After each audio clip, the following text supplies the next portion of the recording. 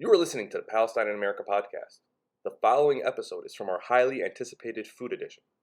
Support our work by becoming a subscriber or ordering individual copies of our print or digital magazine at PalestineInAmerica.com. A renowned chef and owner of Reem's, California in the Bay Area, Reem Assil's advice is to double down on Palestine in the face of backlash. That is exactly what she did in 2017 when she was bombarded with death threats, trolled and doxxed online, and faced a coordinated attack designed to drive her restaurant's ratings to 1 star. In this case, the Zionist backlash backfired, and the free press led to Reem's, California being named a Food and Wine Restaurant of the Year in 2018, and a must for anyone looking for a taste of Palestine in San Francisco. Assil joined the Palestine in America podcast to discuss her experience in the food industry, why she focuses on Palestinian dishes, and why musakhan is her hands-down favorite. So excited to have you with us, Reem. It was like such an honor to be able to interview you and get that connection through Marcel. Marcel's literally amazing. Marcel's amazing. One of the best people. Restaurant? No, not yet. It's okay. It's a little delayed, I guess. Yeah, as always. I just I saw him. Well, we had the interview with him last week for the Palestine in America podcast, but we also we're in an article together in DC for Washington City paper about the pop-up that I've been doing for Palestinian food. Yeah. Nice. Yeah. So we're talking about like reclaiming our food. So this is like a good topic because that's what your cookbook obviously was released just like a couple months ago. But before we talk about all that, let's just talk about the basics. Just tell us where your family is from in Palestine, where they ended up, and then like where you were born and raised. Sure. So my mom's family is we're originally from, on my grandmother's side, from Jaffa, and during Nakba was displaced and found her way to Gaza. My grandfather comes from a prominent family in Gaza, and that's where they met. Their like love story is, I mean, their union is a very rare love story. And they got married and had many children, including my mom as the eldest. And then in 1967, when the Israelis took over Gaza, they relocated to Beirut.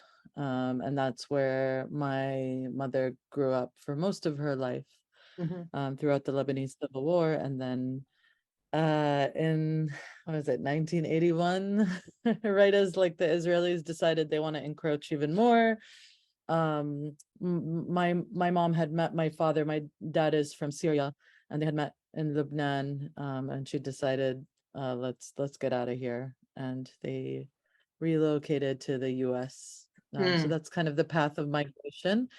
I grew up in a very small suburban town outside of Boston called Sudbury, Massachusetts. And my family my mom and dad were the only ones, I think, of all of our extended family to have relocated to the East Coast in the very cold ass weather. Yeah, I know. But yeah, that's kind of where growing up in the East Coast. I mean, it was a very, very hard experience. I talk about this a lot in the book, of just like, that Arab American experience is not a monolithic experience. I think it's different depending on where you are.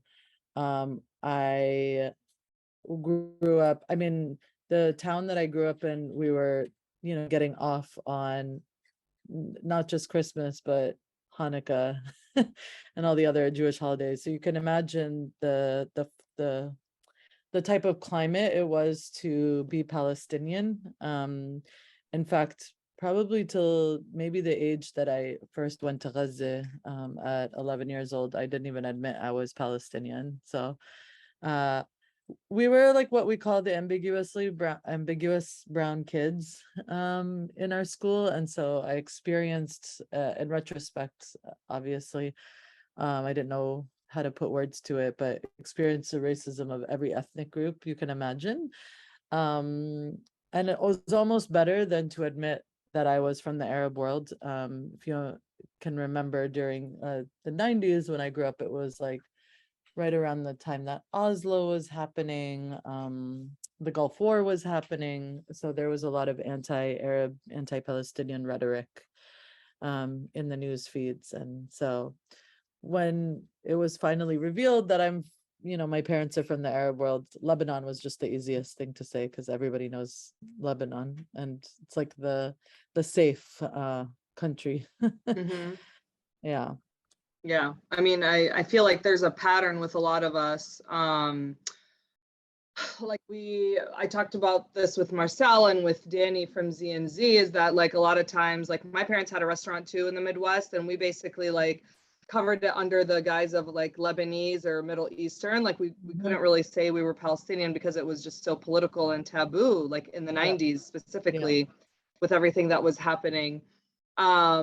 I know that in the interview when we talked, you talked about a specific instance, like you had to basically pretend you were Italian. Is that what you said in the interview, or Puerto Rican? I can't remember what you said.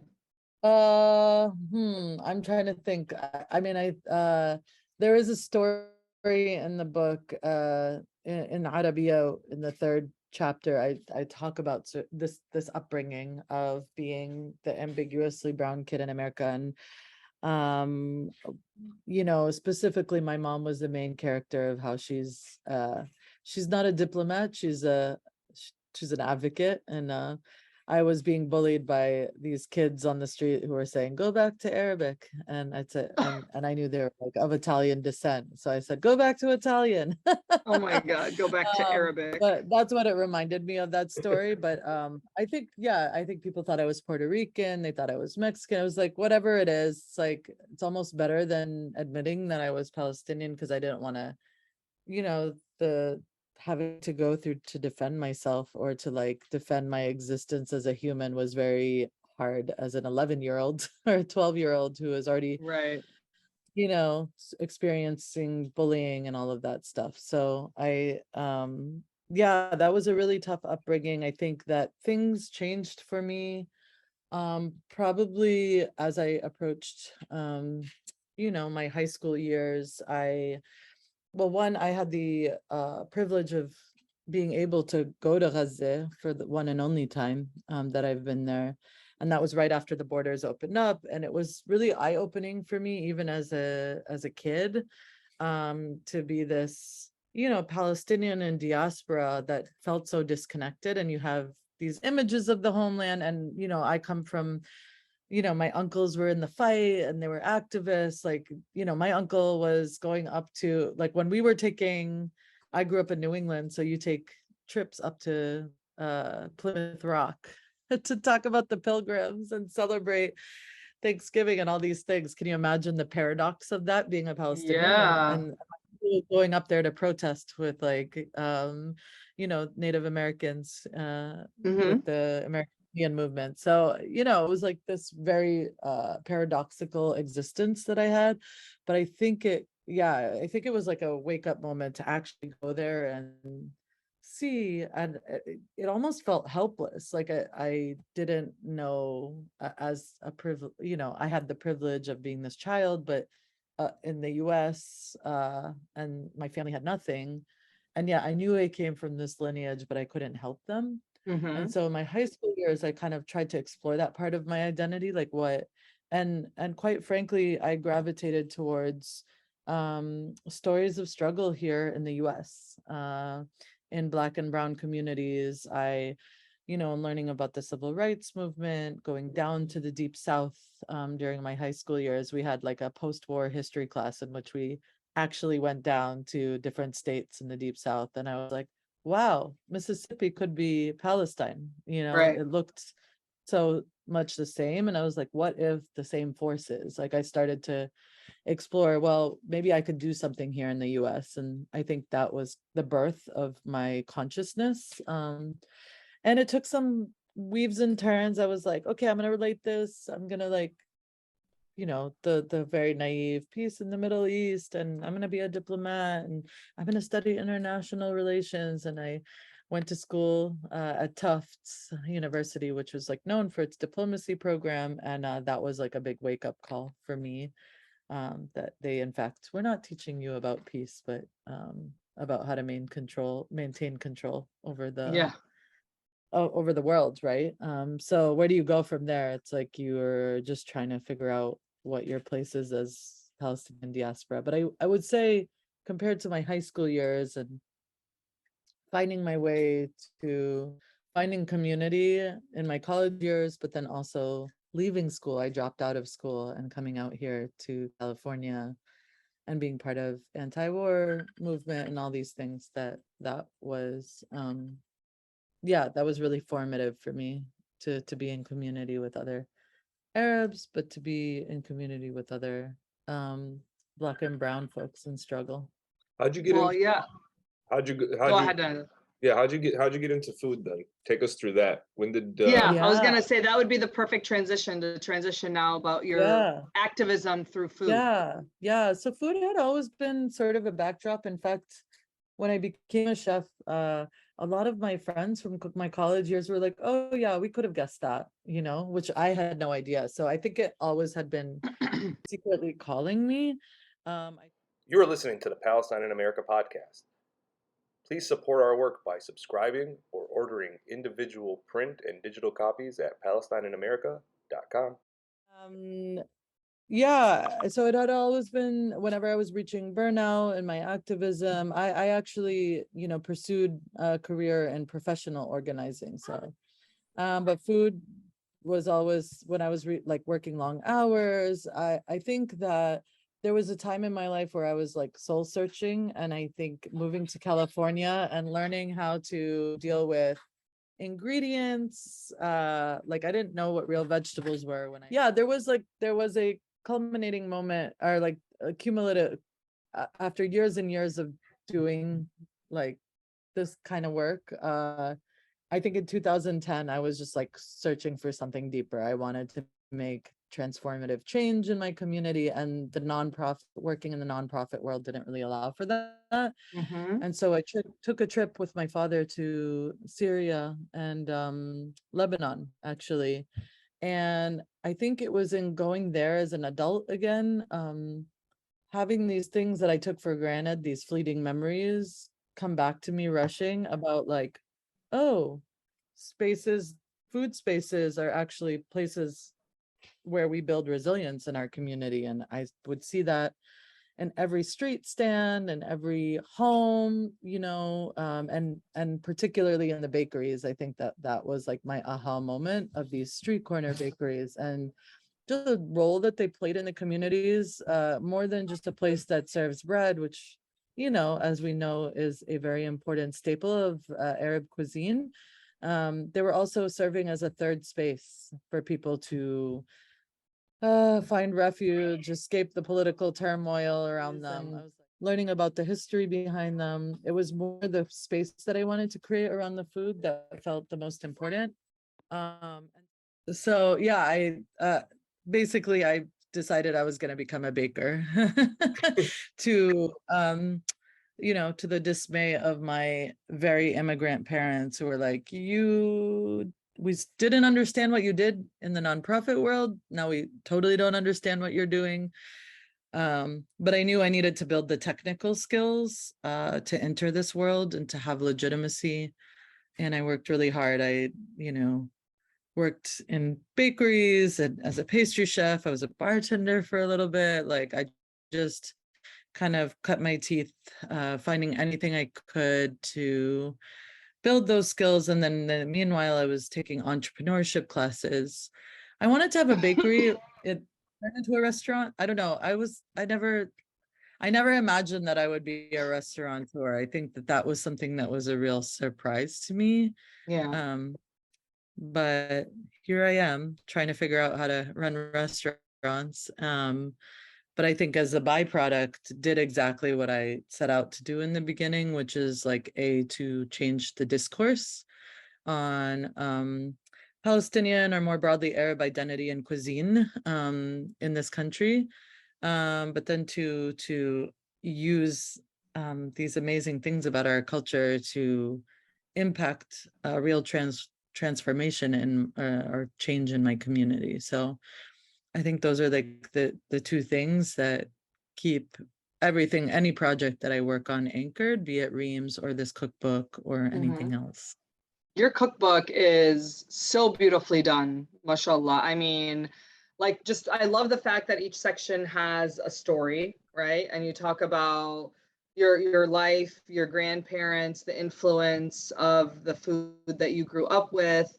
And it's so meaningful. And like we've talked about with other chefs on this podcast, is that like our food has so much history and like such like deep stories behind everything that we use. And it's like so important for us, especially in the diaspora, to be able to connect and to kind of continue, you know, the traditions and to obviously like reclaim our food, like name it, you know, Palestinian food, and carry on our culture and our tradition. So for you, like, what kind of like challenges have you faced because of that? Like trying to be your most authentic self a lot of times, unfortunately, being Palestinian, you know, you're going to be met with some resistance. And I know that for, you know, for your bakery, you did run into some really, you know, heavy issues because of the mural you have painted on the wall for Rasmiya Oda.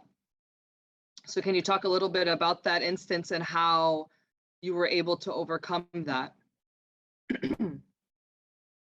Oh, you're on mute. I had never anticipated the type of backlash I was going to get with the mural of Rasmiya. Maybe that's the bubble that I live in the Bay Area. Hold on one second. I'm going to do a little. I understand. Is Janine gonna make her own guest appearance, Nader? Adiba took her to her mom's house today because she doesn't go to daycare on Fridays, and she would have been running around in the background. 100%. Like especially today, she was super attached. She had like a rough night, and so she's just. I don't. Sometimes she gets into these moods. She wakes up in the middle of the night and just cries for like an hour straight and doesn't tell us what she wants. And I just have a child honestly, like same as an adult. Like I just break down into tears for no reason. I'm just like, Bubba, tell me what you want. She's just starting early. You want to go drive? Let's drive anywhere. Just tell me what you want. I'll do it. How old is she? She's 2.5. Oh yeah.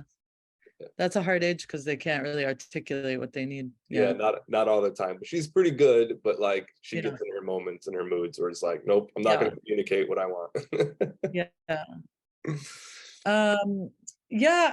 So I knew from the very outset that like if I'm going to do this bakery, I'm going to rebrand.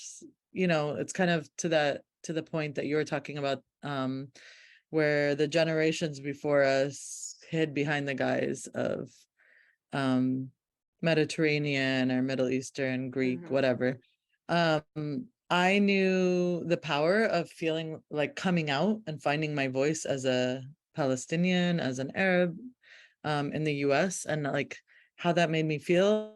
And I think that I wanted to create a pathway. I am almost like the sacrificial lamb in some way to do that for other people to feel proud. So because my parents were like, do you really want to call it that? Because I was like, it's Arab street food made with California love, and we're going to make the word Arab mainstream. Up until then, our food had never been referred to as Arab or Arabic. There's all these tropes of Arabian and blah, blah, blah, and Middle Eastern. And so, Mediterranean. And I think now, there are more up and coming chefs that are saying this is Syrian cuisine, this is Palestinian cuisine, this is Arab cuisine, like really claiming those things. And I don't think that had happened until Reem's came on the map. Like I'm trying to think of who was known as a Arab chef. I think the closest to that is probably the North African, like Moroccan cuisine, but there's almost a distance from Yeah. the rest of that region. It's like they've found a way to kind of like, we're not part of that, which Yeah. is interesting. That's another interesting political dynamic. But so I knew that that was part of my mission. So, and I was like, I can't do something that's like not authentically me. So it would feel weird to like hide parts of me. So like the mural of Rasmia was really it was quite personal. It was like, I'm really upset about what Palestinians were going through, her case of being this amazing Palestinian leader and activist and elder. And I put her on my wall because I was like, I don't want to be afraid to be who I am. And I needed someone to like remind me not to be afraid. And she embodies that sort of 100%. fearlessness. Absolutely. Yep. 100%. Yeah, like, and she was laughing. Like, I think that the Reem's mural was the only one that really depicts her as she truly was, which is like happy. She was the life of the party. Like, you know, like her spirit is just like so amazing. And like, and before, you know, the Zionist backlash, like people are like, oh, she's like a grandma. Like, we love, is that your grandmother? I'm like, yeah, she could be everybody's grandma. You know, people really gravitated toward her and found her a place of comfort. And then, you know, months later to get that Zionist backlash and to have them completely dehumanize her, dehumanize me, was crazy, but also it was eye-opening of where the world is at today, because the amount of people who galvanized and came around me to protect me like a force field was even stronger. And so in a way that I think that that Zionist backlash actually helped me more than it hurt me. Yeah. Of course, I was like I think it's like 5 months pregnant and dealing with death threats, and I couldn't get around, and it was really scary but I knew just to be Palestinian, it didn't matter if it wasn't Rasmia, it would have been something else. Yeah. So I knew what I was signing up for, but I chose, because people were like, just pivot your story away from her. And I chose strategically to be like, no, I am Palestinian and this is who I am. And you can't just take our food and leave the rest of us, right? Yes. You can't make us the poor folks that you're concerned for when like every time Gaza gets bombed, but then like we're off your radar any other time. Yeah. Like, we need to celebrate all of our culture, even our resistance. And so I just kind of flipped the script a little bit, and I'm really actually am amazingly surprised with how many how folks receive that. And I think that it gave me a chance to educate people. I mean, you know, that's the Reem's ethos. Yeah, we don't beat people over the head with politics. I like, that's not kind of who we are. It's like, I think the food speaks for itself, the culture speaks for itself, and it's an invitation for people to explore more about Palestinian culture. Rasmia being one of them, you know. So she was one of many that we were doing. It wasn't Right. Reem, a common theme with people that we've talked to for this issue is that, like, in the beginning, you know, they were kind of shy of coming out as Palestinian, or you even kind of mentioned it earlier as we were discussing this. Do you think that actions like what you did with Reem's and putting Rasmia's mural on the wall helped? Because right now, I find it hard to find anybody who would feel that way. I think everybody now is much more comfortable coming out and saying they're Palestinian, coming out and saying they support the resistance. Even, you know, like I remember even when I was like in grammar school, like the big thing was like we were suicide bombers, and you know, exactly. but like I was like one of a few that would like be like, no, they're doing it because it's like the only way they know how to fight back. You know, and but a lot of people would shy away from that discussion. But nowadays, it feels like night and day. And do you think that you played a big role in that? I mean, I don't like to toot my own horn. I don't come in a vacuum. No, toot your own horn, because it was. No, I don't come in a vacuum. I don't come in a vacuum. So I don't think it's just me. I think it's the like years and years of organizing, you know, on campuses, in cities, that led to, normalizing that Zionism equates racism, that Zionism does not equate Judaism. I think that is a lot of work happened for me to be able to have a support system and like a way of normalizing. However, cultural production is a real thing, and I think that me having this platform has allowed other people that wouldn't have been in the movement spaces to join, because those parts are alienating, because you don't know if you're going to be protected. And so for me to like be able to creep over into the mainstream and put every once in a while a statement about Gaza and what I'm doing, and like, don't, just so that like, I'm in the business of normalizing Palestinian joy and resistance, and not just our struggle and our, Yeah, of because I course. think that is kind of like the movement sometimes does, like, that's not luring people anymore. I think what's luring people is people trying to get free, and Palestinians are amazing at that. Yeah. We've been doing it for generation upon generation, and that's, of course you want to get people angry, but I think the more we normalize the things that we're doing to be resilient and resist, the more support we'll get. Yeah. So I think, to answer your question, I feel like I'm part of many facets, but I think, the world has changed. I I get don't what you're know, the world saying. has changed. I get what Yeah. you're saying, but like, it's people noticed that there was certain moments that kind of shifted the discussion, and that I think that Yeah. was one of them. I mean, there's, you Yeah. know, I think the mural definitely shifted Yeah. a lot for people. yeah, and without Because Rasmiya it kind of showed, giving you that, confidence too, so she did her part to help she you did do her what you part. do, so it's Exactly. all connected. But I just wanted to let you know that we appreciate you and we see you. Oh, thank you. Thank Yes, and you. you are Um, you're very inspiring, obviously, to a lot of people, but I will say you've definitely inspired me as well. Because, I've started doing my own kind of like, Palestinian supper clubs in the DC area.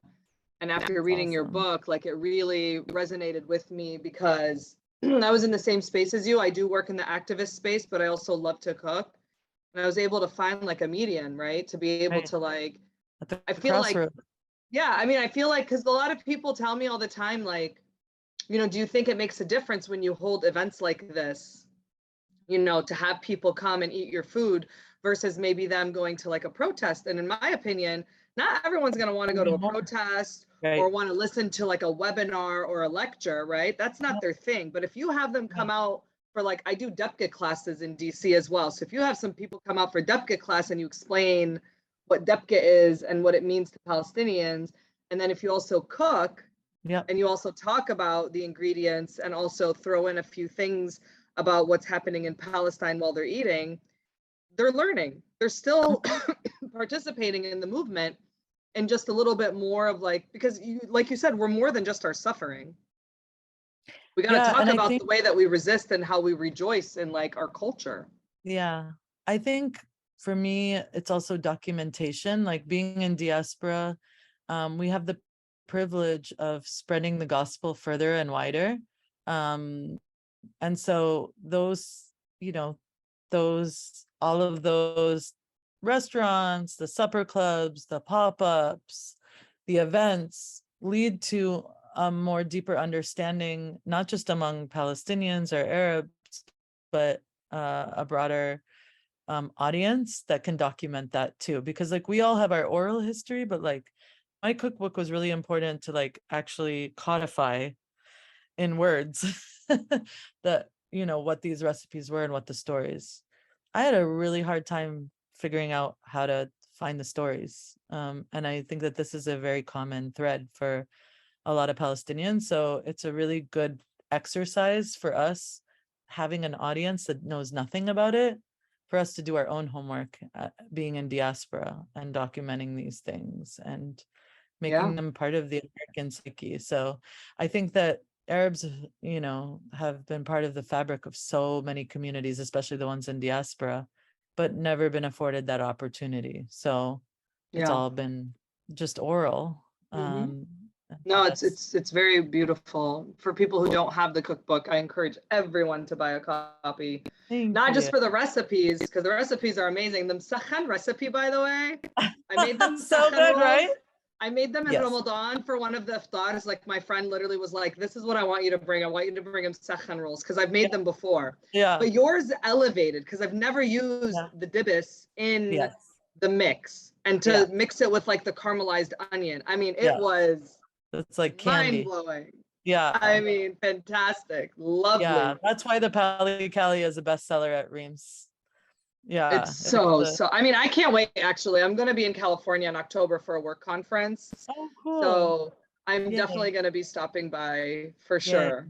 Yeah. Yeah. I'm so excited to finally make it out there. You went, Nadir, didn't you? I You were went out twice. I went twice. I went the next morning. Reem wasn't there. I know. I'm like trying, like, I'm rarely there anymore because. Yeah, we got lucky when we saw you the first time. Yeah. The And it first was time. Yeah, the Mina Diva had to come back. So Yeah. we're like, we don't That's care. probably For good. food. We just want to eat her food. Oh yeah.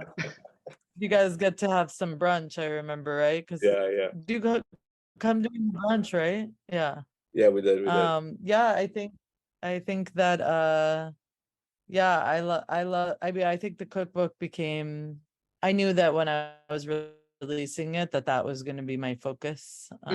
So yeah, it definitely has had gotten so much kind of attention, which take is a step- amazing. Yeah. In New York Times So review, they put the disclaimer, they're like, you may not like her politics, but you'll love her food. They oh, always for the love of God.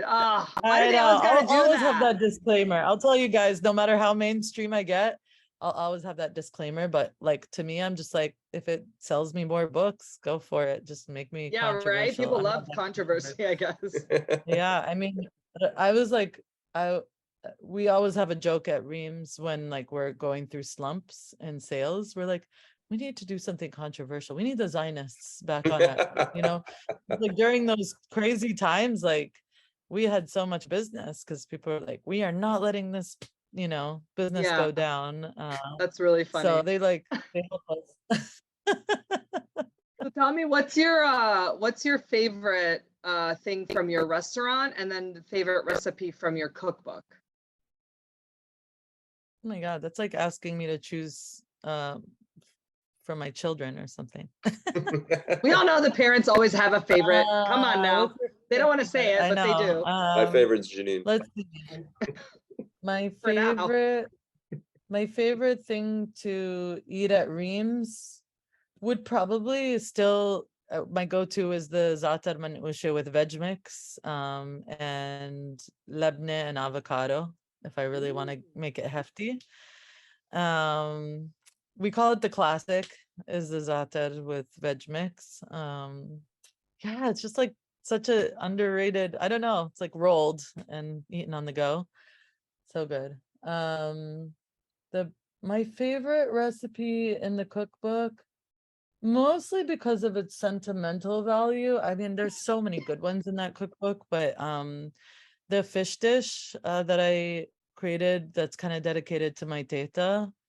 It's a whole roasted branzino, and this was like based on a story my mom told me of how my grandma would make this fish. So I never even had it from her, but I like constructed it in my own interpretation of the story that my mom told me.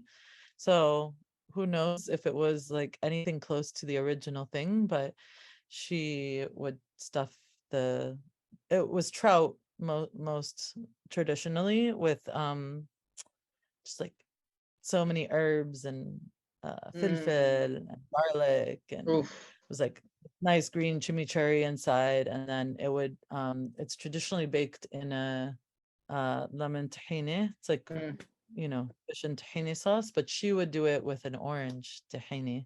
Because she came from a citrus family. Yeah, I'm sure you read in the book. And so we would make it with orange. So I did kind of my take on that, a little bit of a elevated like fish on the tahini, orange tahini sauce, and like an orange fennel salad on top. It's just really cool and elegant. And what is an Arab table without a whole roasted fish.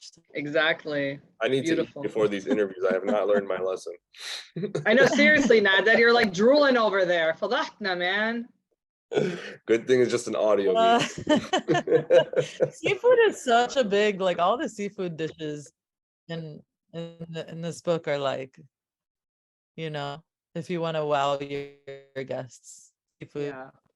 which is a little very political as well. That's awesome. Well, that's good. Nada, do you want to do your little this or that? Oh man, you just you know, you called it little. It's okay. Excuse me. But yeah, makluba or mensef. Obviously, you're probably gonna pick makluba because Yeah. not a fan of mensef. What was the other one from yesterday? Makluba or musakhan? That's a much fairer question for you. Musakhan all the way. Oh wow. Yeah. Warak dawali Yeah. or malfoof? Warak dawali. I think somebody almost cried over malfoof yesterday because they picked Oh warak. my God. I'm just over exaggerating him, but Yeah, but yeah, I think one of our interviewees yesterday definitely was like, "No, I love malfouf. It's amazing." I was like, "Okay, calm down. It's not that serious. We're not The judging people you." who love malfouf really love it. You gotta. شاي بالنعناع or مرمية? Ooh, maramia. That's right. And Yeah, that's I'm all it, about right? the medamia. Or am I missing Yeah. any of them? Knafe name or khishne? Narma all the way. Yeah, same here. But honestly, you'd be surprised how many people like the khishne. I know it's because of the Turks. I blame it on them. Honestly, you can't find knafe name in the DC area at all. It's really frustrating. Really? They're all khishne? All khishne. And honestly, the only places that really make it out here are the Turkish places. I mean, Albi, the Palestinian restaurant, he makes it, and then Ilili, the Lebanese restaurant, makes it as well, but that's still khishne as well. We make it nama at Reem's, but we don't do any of that Nablusi style orange stuff. You just keep it like the brown. Yeah, Syrian style. Yeah. Well, I'm excited to come try it. That's gonna be amazing. I pulverize the crap out of it. There is a recipe for it in the cookbook. Yeah. Got that nice cheese pull. I'm gonna have to think. Maybe I'll try that for my next event as my dessert for the. We have a kanafe ice cream right now. I saw everyone's been posting it. Oh my God. Is it only available in California? If you come to the restaurant, yeah. If you come to the restaurant, you can get kanafe a la mode with kanafe with the kanafe ice cream on top. Oh my God. Oh, I feel like I would just literally explode. I think I have a cream cheese based ice cream. A cream cheese based ice cream, so it has like a really nice mouthfeel. Cream cheese and like Greek yogurt and like a phyllo pistachio like honey brittle and obviously the orange taste. Yeah. Oh, so good. Yeah, that sounds amazing. Oh really man. I'm gonna have to try to move up my trip in California. So yeah, try to come out for an extra week. Available by the time you come. I think they're doing like 3-month increments, and it's doing so well that I'm just gonna convince them to keep it on the. Yeah, you definitely got to keep it for sure. Or have like a secret menu. Okay, so final question, Reem. What kind of advice would you give to someone who wants to start a business as like a Palestinian? The best advice that I can give among many pieces of advice is to manifest it, talk to as many people as possible about your idea. I think that was what was helpful for Reem's and how it evolved. And you never know what resources, knowledge, wisdom that people have that want to help you, and how they'll give it to you. So the more you talk about it and ask for help, the more resources will get thrown your way. I think sometimes we think as business owners or, even just like venturing on projects that we have to know everything. And that's definitely a falsehood. You can't know everything or do everything well. So yeah, that's very true. Well said. Reem, before we let you go, if you want to add anything, plug anything, or even, I know that you're in a band, right? If you want to talk about that a little bit. I'm in a band. Aren't you in a band? um let's see. I'm still on tour. It's a little bit more piecemeal for Arabia. So folks in the Northwest, I'm doing a Pacific Northwest leg of the trip in late October. So keep an eye out for that. I have a few big events coming up at the end, also at the end of October in the Bay Area.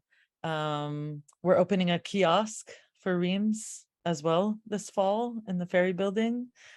And yeah, just like a lot of little projects moving that I'm excited about. I'm venturing into the world of like more video and fun creative media. So I have a project coming out in September that we're going to announce soon, that hopefully there's a lot of humor. It's about sort of being a chef that freaking loses it during the pandemic. So it's like what's it called? A fantasy version of myself. I play myself, and it's a very fun short. So we'll be That's releasing awesome. that in September sometime. So That's awesome. yeah, We're super excited for you, and things.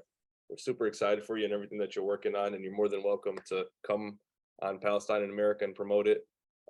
Inshallah, we can talk Yeah, again, and we're so excited for you to get one of these yeah. magazines when they come out. Thank you for doing this. Thanks for Absolutely. elevating my story and all our stories, really. Thanks to Janan Yeah. for really doing an amazing job of getting some of the Yeah. top Palestinian chefs in the world. You guys are a great group of people, and it's been wonderful talking to every single one of you. Yeah, Thank definitely you. inspirational. You guys have really made this like such a fun project to do. So we know how busy you are, so we're grateful for all the time that you gave us, and you were so patient with me, bumping up the emails every few Oh, days. no, like, that's so "Reem, great. You have to do that with me answer." sometimes. I have like a million things on my plate. So Yeah, we could yeah, tell. I'm Yeah, glad I shout out to connected. Marcel for the initial contact too, because Marcel was For the one that sure. connected us on email, which was great. He's So the homie. I love amazing. Marcel. And I can't wait. Marcel. Next time you're in DC, I have to go to Yes. your event. I've missed 2 of Yes. them already. Wow. I have to We'll make be it. back. We'll Shame. be back. Yeah. Okay. All right, Awesome. thanks, Thank you Reem. so Take much, care. Reem. All right, bye. All right. Okay. Bye. Bye. Bye, guys.